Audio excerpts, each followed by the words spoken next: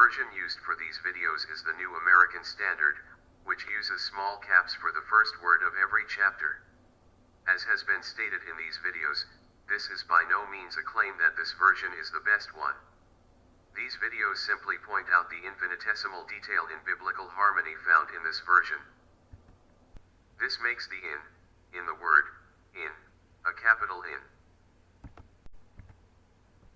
3 observations seem to indicate that Jesus and John the Baptist are symbolized in the serifs on the in, and that it is abundantly fitting to represent the word, in, on the top view of a running track. 1. John the Baptist is referred to as a forerunner of Jesus. 2. The vertical stroke of the I resembles a line, and it's at the beginning, or starting point. So, it symbolizes a starting line. 3. The left end of the top left serif of the in is to the left of that of the bottom left serif. These starting points are similar to those for the runners in lanes 1 and 2, for a long-distance race.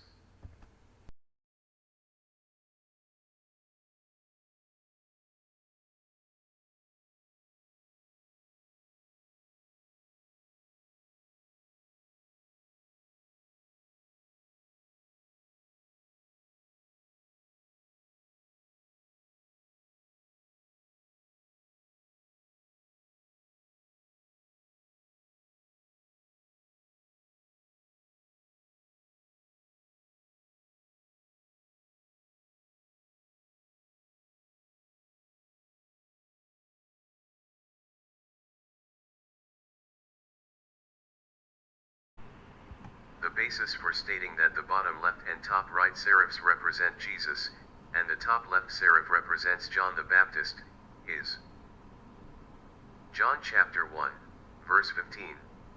John cried out, "This was he of whom I said, he who comes after me existed before me." The bottom left serif represents Jesus' spirit. Jesus' spirit came into being before John's, represented by lane 1, coming before lane 2.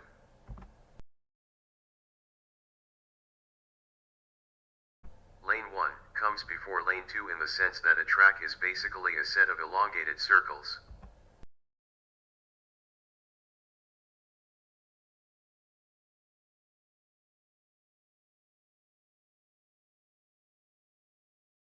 The radius begins at the center, so time essentially passes from the center outward. In this sense, lane 1 occurs before lane 2. The top right serif represents Jesus' body, which was born after John's.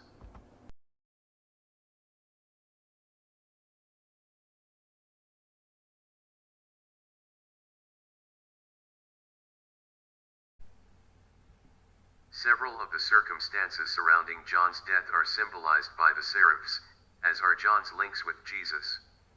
Focus on verses 16 and 25, and see if you can identify the symbolism. If you are willing to consider the possibility that God's word is so perfect that even non-contextual meanings of words are fair game, several examples of symbolism are present. As with all the videos in this playlist, feel free to pause it at any time if you wish to try to discover the connections for yourself.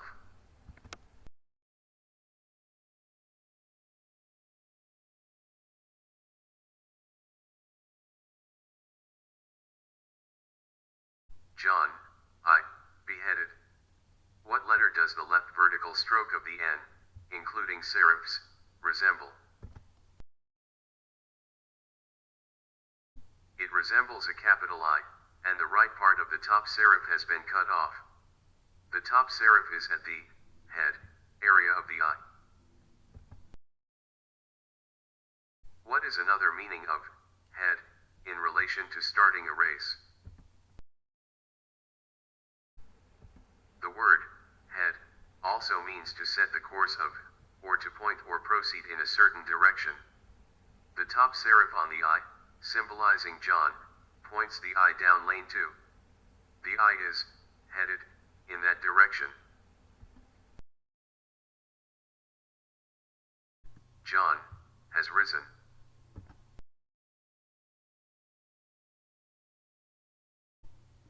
The Jesus serif at the top right, in lane 2, symbolizes this, since the Jesus serif is at the same location, vertically, as the John serif, and especially since Herod is referring to Jesus. Indeed, even the serif itself is risen, since it's at the top.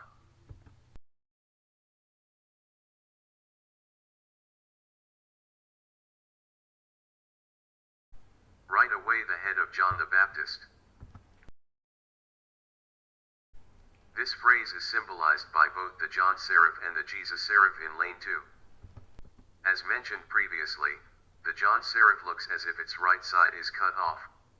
The right side, the head, has been taken away.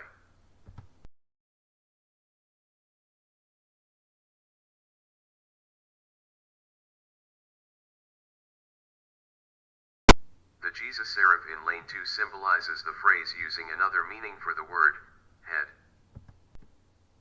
The word head can mean a place of leadership or honor. Jesus was the head or leader of John the Baptist.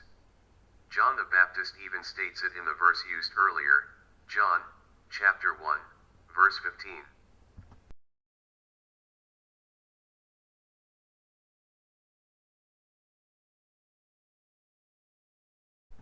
Furthermore, the Jesus serif is to the right, and it is a distance away from the John serif.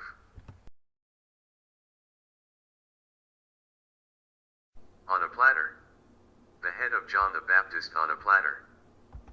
The right vertical stroke of the N resembles the profile of an arm carrying a platter.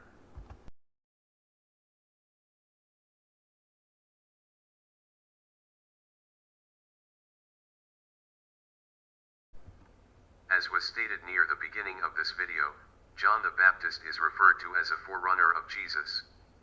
That is in Luke, chapter 1, verse 17. And it is he who will go as a forerunner before him, to turn the hearts of the fathers back to the children. Do you see how the last part of that verse is shown in the in? Each of the white spaces inside the in resembles half of a heart. For text, time passes from left to right, so the left side occurs first, as do fathers.